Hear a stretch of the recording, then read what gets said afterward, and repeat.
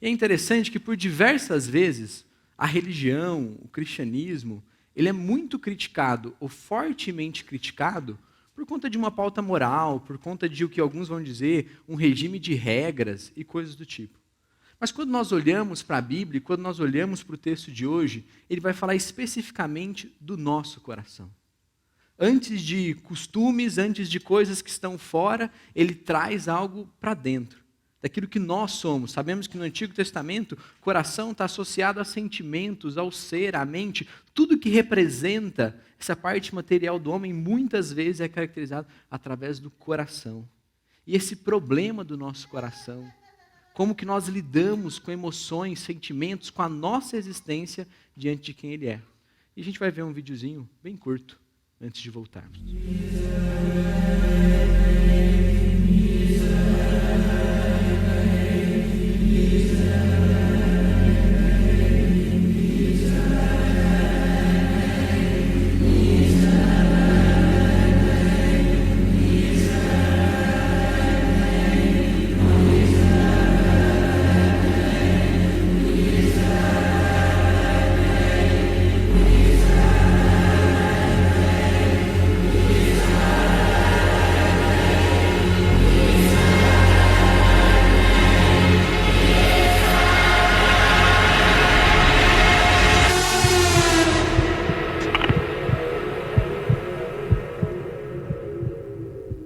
Introdução de uma série de mensagens da Igreja Redenção, RED, em Indaiatuba, ele vai tratar ali esse nosso coração como uma fábrica de ídolos, né? Então nós criamos coisas, nós lidamos com tudo muito dessa forma. Coisas que são simples, coisas que às vezes estão na nossa vida para nos abençoar, de repente elas ganham uma proporção totalmente diferente da nossa existência.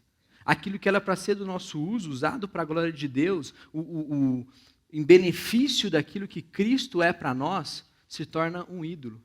E hoje, e desde que o mundo é mundo, o autor de Hebreus vai tratar muito disso, mas o nosso coração é muito inclinado para essas coisas. E o processo de idolatria nos leva ao que o texto vai falar hoje, de uma dureza de coração. Um coração que começa a se tornar insensível àquilo que é de Deus. Um coração que passa por um processo onde aquilo que vem do Senhor, onde aquilo que nós vivemos no começo, já não é tão real mais. Onde aquilo que nós nos quebrantamos diante de Deus, já é cada vez uma memória distante. É cada vez algo mais distante da minha existência, e não algo pessoal de um relacionamento com Ele. E o autor de Hebreus, ele vai trabalhar com isso a todo tempo. Então, ali o pergaminho representando um pouco dessa ideia do Antigo Testamento. Tudo que Deus fez no Antigo Testamento, tudo que Deus fez no passado. Lembrando, é um público hebreu. Eles conhecem essas histórias, eles idolatram. Isso faz parte de quem eles são, eles amam tudo isso. E agora ele vai trazer para o presente, ao que nós somos em Cristo. O texto aqui vai começar remetendo ao que nós vimos na semana passada e aprendemos tão bem quanto a Emily aprende português. Então, esse processo nosso de olhar para a Bíblia e ver o passado e o que nós vivemos hoje. É interessante que, por vezes, nós reproduzimos aquilo que amamos e muitas vezes reproduzimos aquilo que odiamos. Então, talvez você já fez isso com teu chefe, com teu pai, com a tua mãe. Você viu uma atitude e pensou, eu jamais vou fazer isso. Eu jamais me vejo fazendo algo como essa pessoa fez. Mas o tempo passa e nós estamos ali naquela posição, reproduzindo o que os outros faziam. Isso ficou tão engraçado e tão corriqueiro que virou até um meme. Eu me tornei o que mais temia. E aí tem 3 pontinhos, tem várias coisas. Adulto e sem dinheiro. A pessoa que toma chá às 10 da noite. A pessoa que deixa de sair para dormir. E todo esse processo que, cara, eu olhava isso e não tinha nada a ver com a minha existência. Mas nesse processo do tempo passar, nós nos tornamos aquilo. Tem um que é engraçado que fala assim, eu me tornei a mãe que varre a casa, falando que vai jogar tudo que está no chão no lixo. Então esse processo é algo muito corriqueiro nosso. E se torna até algo coloquial. Mas é muito interessante porque é exatamente isso que o autor de Hebreus vai falar. Ele vai olhar para uma história passada, muito viva, muito bem conhecida por esses leitores. Mas ele vai fazer uma ponte para o hoje. Ele vai trazer para a realidade presente que eles viviam. E o texto começa com aquilo, por isso o Espírito Santo diz, por isso o quê? Por isso a superioridade de Cristo acima de Moisés, como nós vimos na semana passada com o pastor Wilson. Cristo é superior a Moisés. E agora não somente Cristo, mas ele vai tratar dos discípulos de Moisés e agora os discípulos de Cristo. E ele começa, talvez de novo, teu pai, tua mãe, ou alguém que tem uma autoridade, já fez isso. Começa a falar de uma terceira pessoa, como se essa pessoa fosse desconhecida e de repente vai falar, agora você também toma cuidado, porque eu tenho um sobrinho que vivia, fazia igual você e hoje é um pouco disso que ele vai fazer. Ele vai falar, por isso o Espírito Santo diz, se hoje ouvirem sua voz, não endureça o coração como eles fizeram na rebelião. Imagine você recebendo uma mensagem no teu WhatsApp como essa.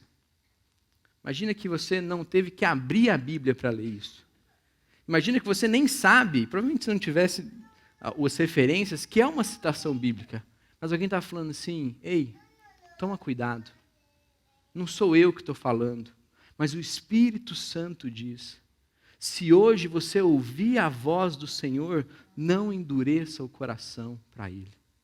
Como eles fizeram na rebelião. E a rebelião aqui não é nem um montinho contra uma autoridade, apesar de em alguns momentos ter essa projeção, ter essa perspectiva. Mas a rebelião é esse coração que se esquece de quem o Senhor é, que se esquece do que Ele fez por nós. É interessante, na quinta-feira nós tivemos um tempo de gratidão à família Fanemília, que receberam por 3 anos um pequeno grupo de pré-adolescentes na casa deles. E nós tivemos diversos testemunhos ali, crianças falando sobre o que Deus fez na vida deles, sobre como aquilo foi marcante na história, na existência deles. E para fechar aquilo, eu falei algo do tipo, que as pessoas que abandonam a fé, pessoas que um dia se perdem no caminho, não são aqueles que nunca viveram uma experiência com o Senhor. Mas não, parece que em algum momento nós vivemos algo com o Senhor, nós sabemos quem Ele é para nós, mas esse processo de endurecimento do coração nos leva a tempos depois a mensagem do Evangelho ser algo totalmente estranho e hostil ao nosso coração. Então ele está falando, se você ouvir a voz do Senhor hoje, não endureça o coração para Ele. Se o Senhor tem te incomodado hoje por uma mudança, se o Senhor tem te incomodado hoje por um perdão, se o Senhor tem te incomodado hoje por um passo que você tem relutado em dar, não endureça o coração. Como eles, como os antigos, como no Antigo Testamento eles fizeram na rebelião. E o texto continua, quando puseram a prova no deserto. Ali, os seus antepassados me tentaram, me puseram à prova, apesar de terem visto os meus feitos durante 40 anos. Provavelmente eles estão também há 40 anos, ou algo muito próximo disso, da história de Cristo. Então eles estão aproximadamente 40 anos depois dessa morte, ressurreição, a crucificação de Cristo, e tudo que eles estão vivendo é muito parecido nesse tempo histórico. São 40 anos.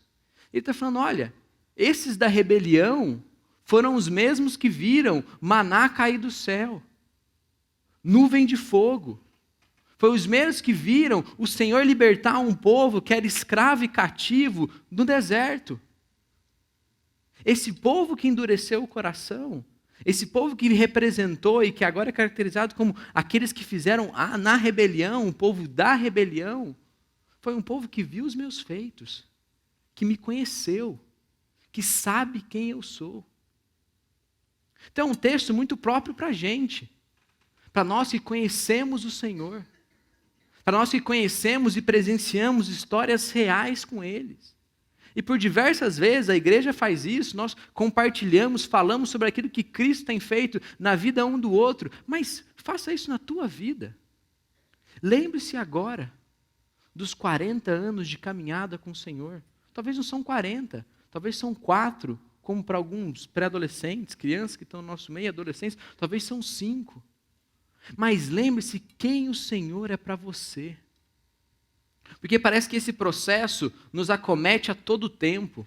O Senhor faz algo por nós, nós clamamos a Ele, como no livro de Juízes vai retratar isso. Nós buscamos o Senhor com uma certa sinceridade, com uma certa dependência, mas quando tudo chega num comodismo, ou quando nós alcançamos aquilo já não reflete uma gratidão no nosso coração, mas é o próximo passo, é a próxima e é a próxima. E o nosso coração vive uma codependência, um processo que sim nos leva a essa dureza de coração. Então esse povo, que agora é retratado como o povo da rebelião, como aqueles que vai falar mais na frente, que não entraram na terra prometida, que não presenciaram o que o Senhor fez lá na terra, no cumprimento da promessa, foi um povo que viu o que o Senhor fez por eles. E talvez, ou com certeza, isso foi o que mais mexeu comigo durante o preparo dessa pregação.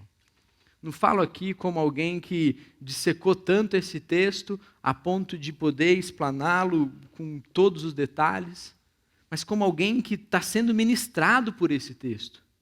Que olhei para isso e falei, Senhor, o texto não está falando de alguém que vivia distante. O texto não está falando daquilo que às vezes nós chamamos de ímpios.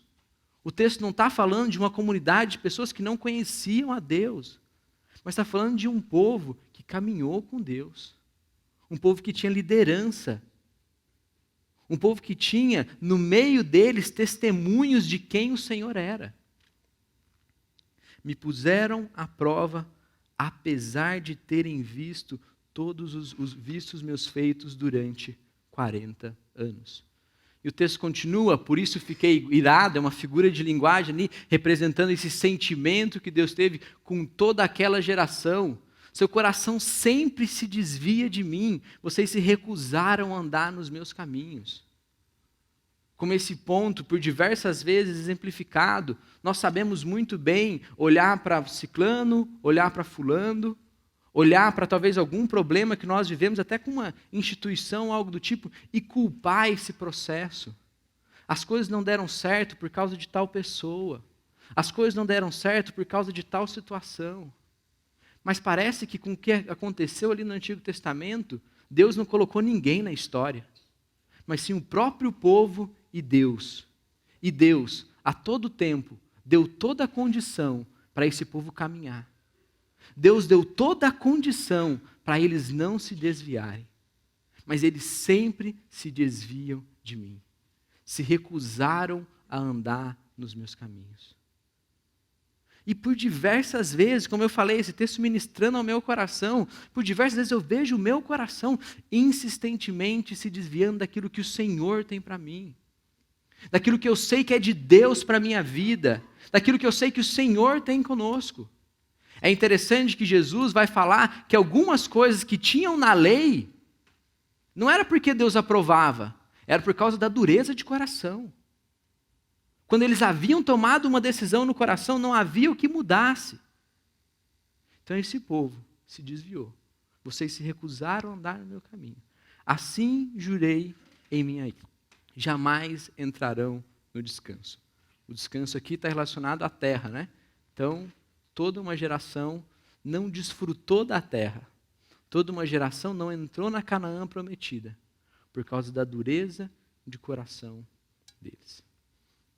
Então o texto vem até aqui falando apenas de Israel. Falando apenas dessa realidade desse povo. Falando apenas dessa história que falava muito ao coração deles. Em Hebreus 11, o autor vai pegar alguns e vai falar de uma galeria de heróis da fé. Mas agora ele trouxe a dureza do coração desse povo. Lembrando que o tema que ele vai tratar é a diferença que os discípulos de Cristo têm em relação aos discípulos de Moisés. A realidade dos discípulos de Moisés foi essa. Mas agora, o texto continua, portanto, basicamente fechando aquele cenário, como quando nós vamos num teatro, fecha a cena e vai voltar a um outro cenário. Ele está falando assim, portanto, agora não vamos falar mais desse povo da lei. Não vamos falar mais dos profetas do Antigo Testamento, vamos trazer para a gente agora. Agora é a vez de nós olharmos para a nossa realidade. Portanto, irmãos, cuidem para que nenhum de vocês tenha coração perverso e incrédulo que desvie do Deus vivo. Cuide. É interessante essas expressões muito cuidadosas.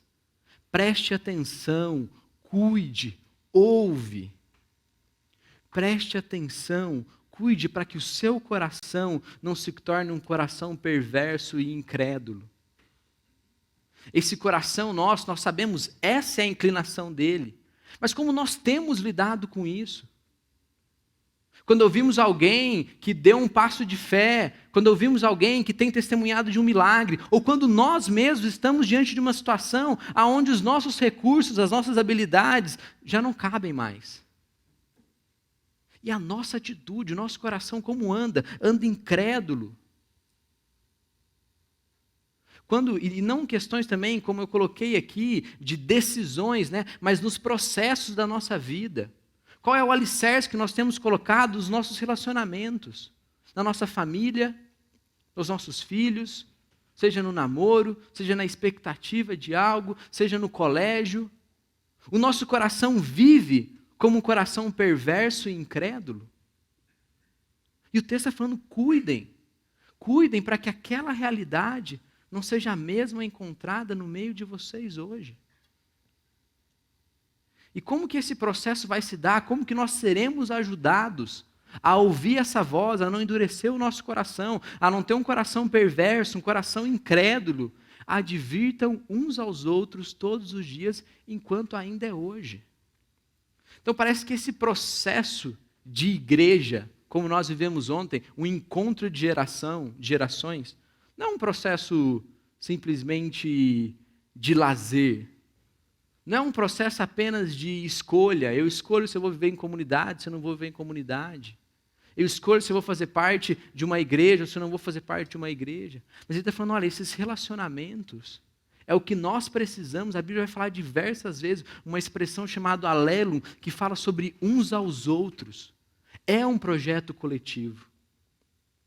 Tem a ver com o indivíduo, tem a ver com a minha salvação, com a minha santificação, com aquilo que eu vou fazer diante de Deus, mas também temos todos nós no meio disso.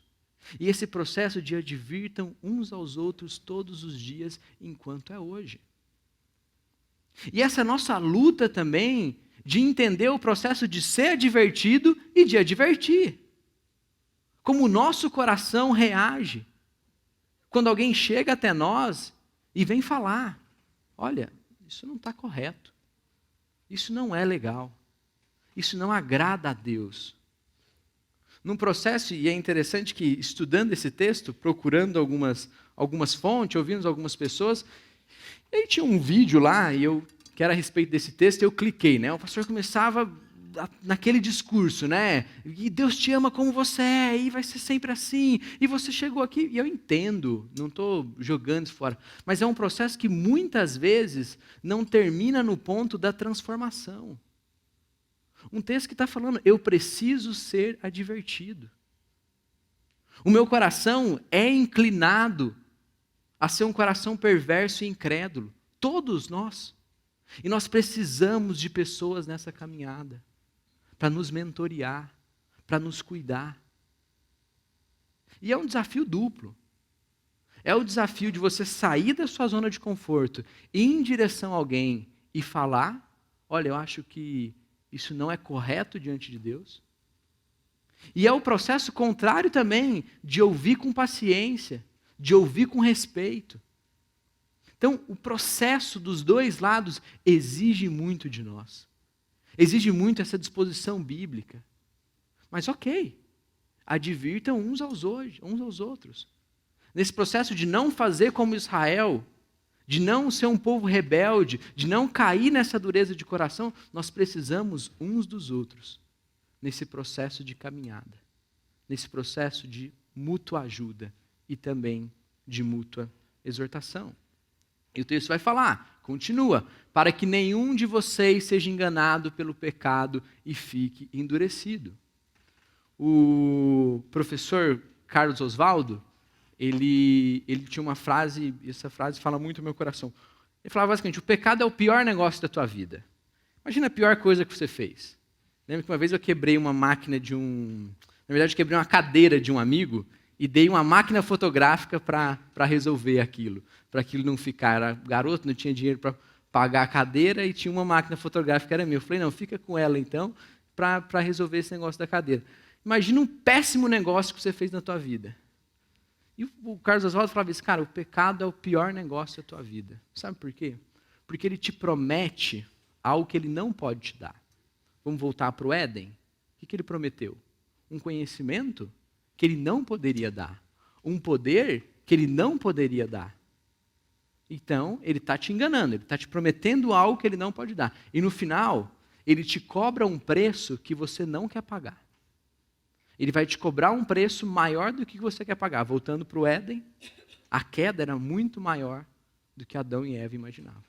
Agora traz para a tua vida, imagina as vezes que você flertou e brincou com o pecado, e o pecado não te deu o que prometeu e te cobrou um preço maior do que você queria pagar.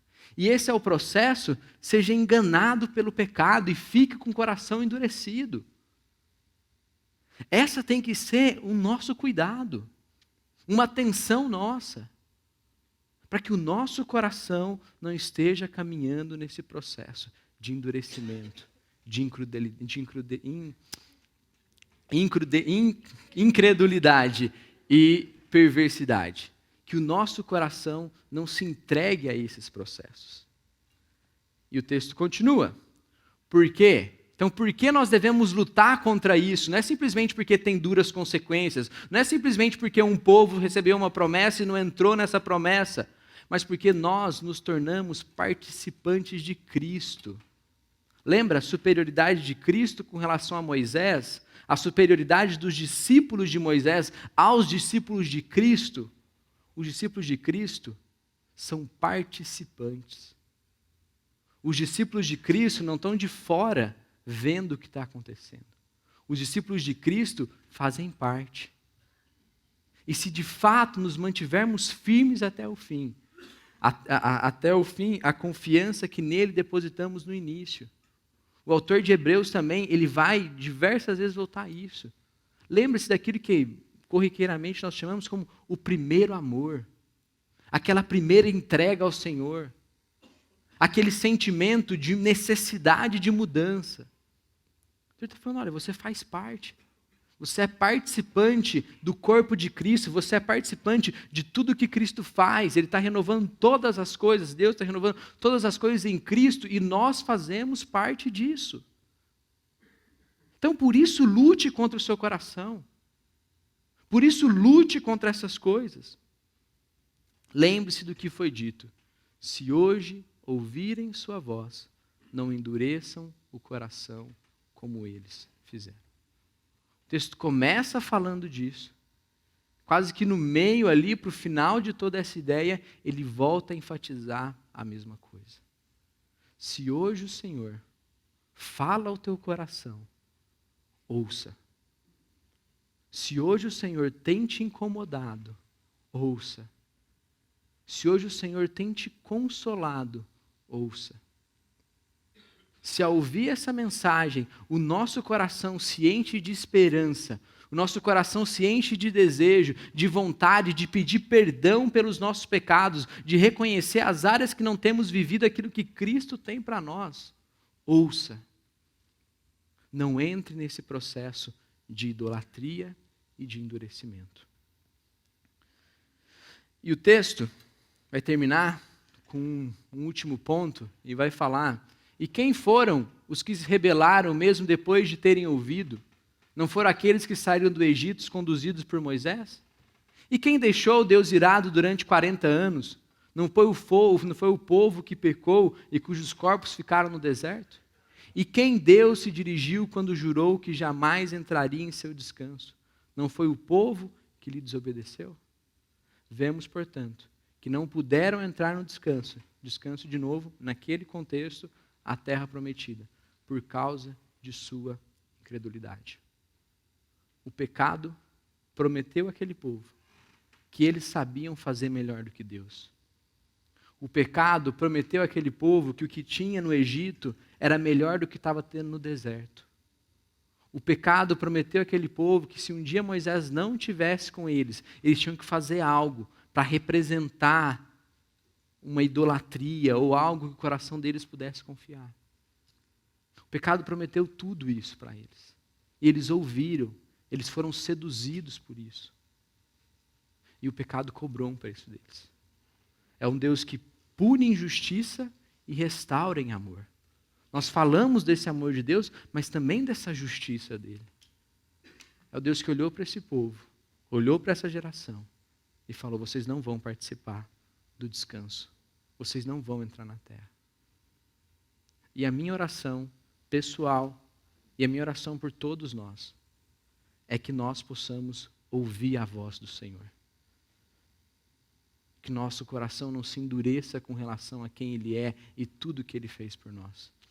Esse método antigo de moldar o ferro, conta-se uma ilustração interessante, que um ferreiro ali nesse processo de colocar o ferro para esquentar e depois martelar para ganhar forma, alguns ele pegava, ganhava a forma, ele colocava no lugar correto e outros ele tirava de lado. E alguns ele trabalhava, ganhava a forma desejada e ele colocava no depósito, colocava para esfriar e depois para o depósito. E outros ele deixava de canto.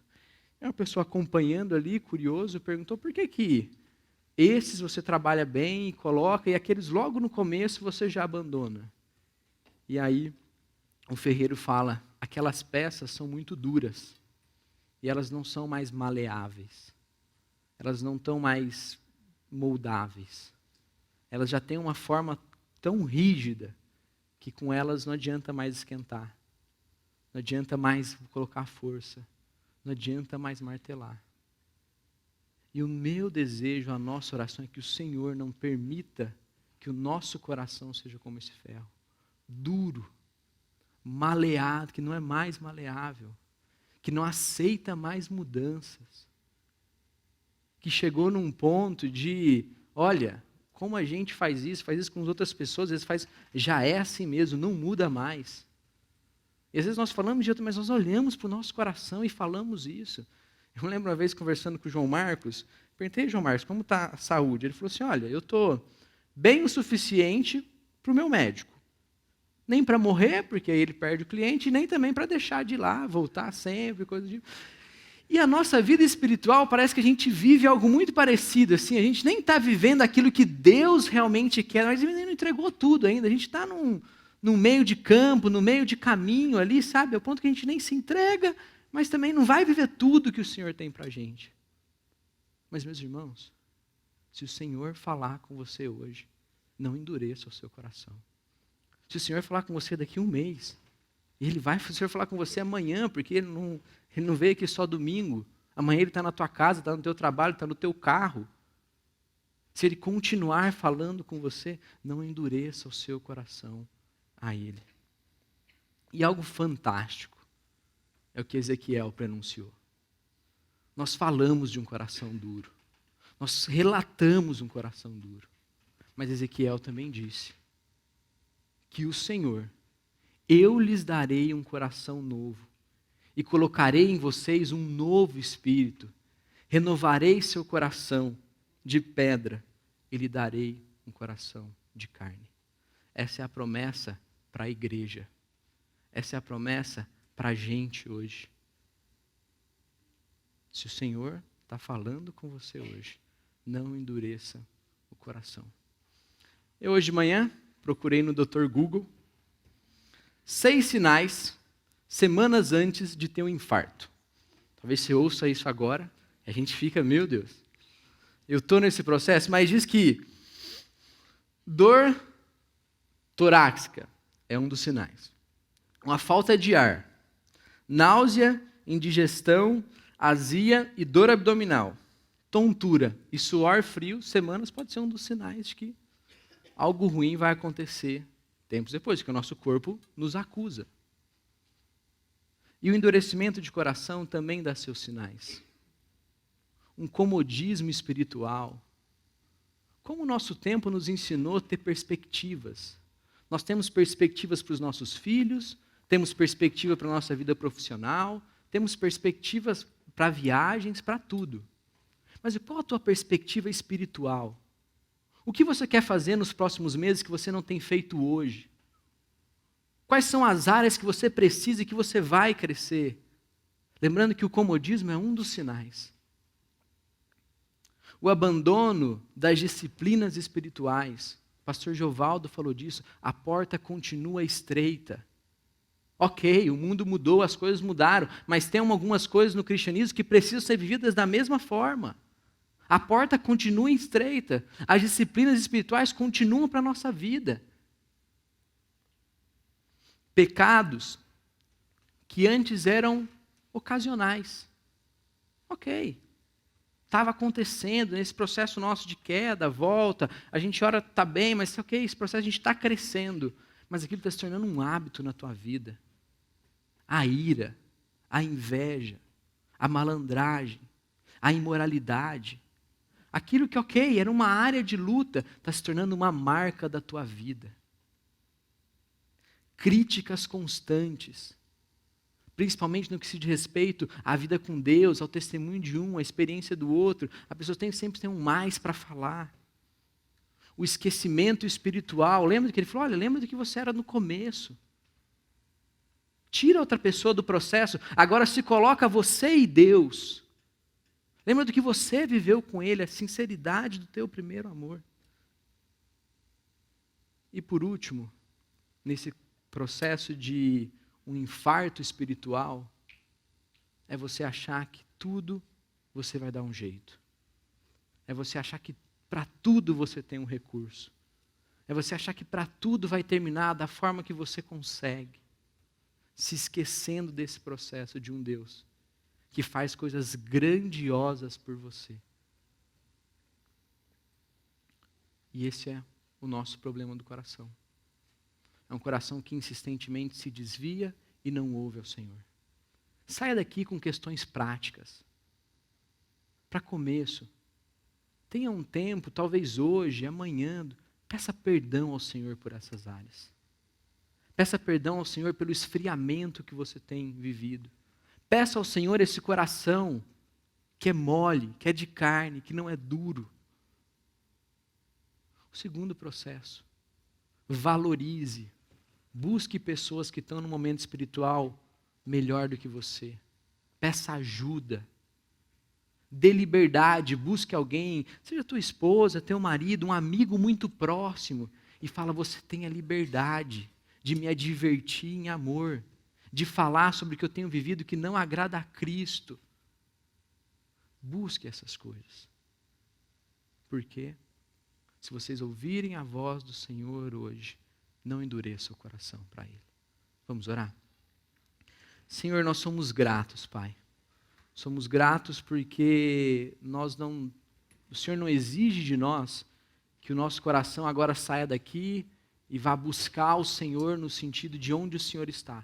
O Senhor está no nosso coração, o Senhor está no nosso meio, e o Senhor vai falar.